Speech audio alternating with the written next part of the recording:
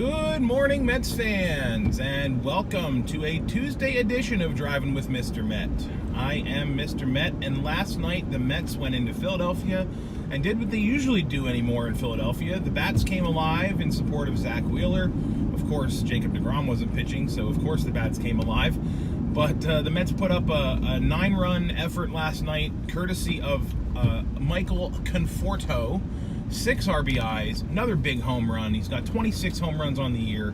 So I want to talk about Conforto. I want to talk about Wheeler's performance last night, and I want to talk about the rest of this season and the momentum that the team is building heading into 2019. So as much as I legitimately wanted the Philadelphia Phillies, it hurts to say this, but as much as I wanted them to win the division, there is a special sort of happiness that comes along with playing spoiler going down the stretch and doing to the Phillies what they did to the Mets 11 years ago in 2007, where the Phillies played well down the stretch, and the Mets, of course, as we all know, did not, and really cost the Mets their bid at the playoffs. Not exactly the same thing, because the Phillies really didn't have the expectations around them in 2018 as the Mets did in 2007. But still, the Mets have played very well down the stretch.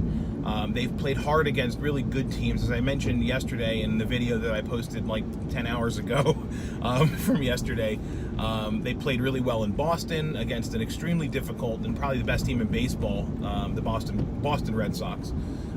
Played tough against those guys. Went into Philly today, played really well last night against the Phillies. And a lot of the narrative on Mets Twitter is, oh great, the Mets are playing well now, so ownership is just going to be like, look, we don't need to do anything in the offseason. This team is good. And I don't agree with that sentiment. Although historically speaking, it has seemed as though that's the case. The Mets have a good last 5-6 weeks of the year, and then they sort of stand pat in the offseason. I don't know that that's going to be the case this year. No one knows that. And so rather than getting angry about the fact that this is going to happen, I'd rather just take this in and be happy about the fact that this team and this collection of players is developing what I'm going to refer to as a culture of winning. A winning culture is important in baseball, and having the contributions of Rosario and McNeil and Conforto last night, playing as a unit heading into next year, these are all positive signs. This group is mostly going to be together going into 2019. There aren't going to be very many personnel changes that are forced based on free agency and the like. So again, I'm very optimistic about this and looking at it in a way that these guys are playing well together. There's no reason to think that can't continue going into next season. Speaking of playing really well, let's talk about Michael Conforto. Conforto was in the midst of what I think anyone could describe as a lost season earlier this year. The first half especially. I mean, I think we can all agree that he rushed himself back a little bit too quickly, and that might have been a mistake, and he didn't get the reps in spring training that he should have had. And as a result, I think his first half struggles can be directly attributed to that. And the second half was like a completely different season for Conforto. I mean, he now has 26 home runs. I can't remember his RBI total, and I'm mad that I didn't look it up, but I remember hearing Howie say last night that he's now set a career high in RBIs in a season. And doing so in a season where, like I just said, he pretty much was absent for the first half, that's a really positive sign for Conforto. He's striking out not quite as often, still often, but he seems to have controlled the strikeout, the wild swing. The swing is a lot more level. He's hitting more line drives, and that's what we need to see out of Conforto going forward. But a 6 RBI performance last night, just tipping the cap to Michael, just great job. That home run he hit was not a Citizens Bank Park home run. It was a dead center field blast And it put the nail in the coffin in the game last night, and very well may have put the nail in the coffin in the Philadelphia Phillies season. Gift wrapping the division for the Braves, which, as we now know, or as we all know, I've said from the beginning, I don't want the Braves to win the division. So, sort of lesser of three evils, Braves, Nats, Phillies. I was actually rooting for the Phillies. That explains it as to why I was a little bit bummed that the Phillies were out. But it's nice that the Mets have contributed to that. Speaking of contributing, Jeff McNeil continues to contribute. And I'm going to borrow another one from Howie Rose last night, where he flat out said, look, what else does this kid need to do to prove that he should be the everyday second baseman in 2019 for the Mets? I don't have a good answer to that one. I don't know that he can do anything else to convince anyone that he's the guy that's going to take this team forward in 2019 at second base.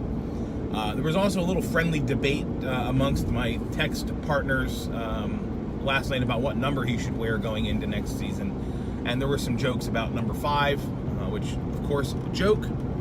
I think he should stick with 68 just because it's a unique number. And, he's certainly not a second baseman's number. It's sort of like a right guard's number or something that you'd see in football. And, sort of like the bat that McNeil uses, it's a little different. I kind of like the idea of him sticking with 68 next year. But barring an injury, this is the Mets, so you never know, but barring an injury, I don't see any way that Jeff McNeil is not the starting second baseman for the Mets in 2019. Zack Wheeler last night pitched for the Mets, pitched 7 innings, and I have to say I was really encouraged about the fact that Mickey Callaway pushed Wheeler into the 7th inning. Zach struggled in the 4th. I think it was the 4th. Maybe it was the 3rd. But I think it was the 4th inning where he struggled and gave up the 4 runs to let the Phillies back into the game and tie it up. But he muscled through. He showed some poise, showed some resolve, and showed that he was going to stay in this game and finish it, and at least as far as he could. And the end result for Zach was his 12th win of the season. So kudos to Zack Wheeler. He's had a terrific second half, very much like Conforto, just completely turned his season around. And I can't stress enough the fact that Wheeler started the season in AAA. It's amazing. And I'm so happy for him. I'm so happy that he's healthy. And I'm so happy that he's found something that looks like it isn't going away. And it's another positive sign that the Mets can take in the next season. The Mets are set to play tonight against the Phillies, and we'll see what happens.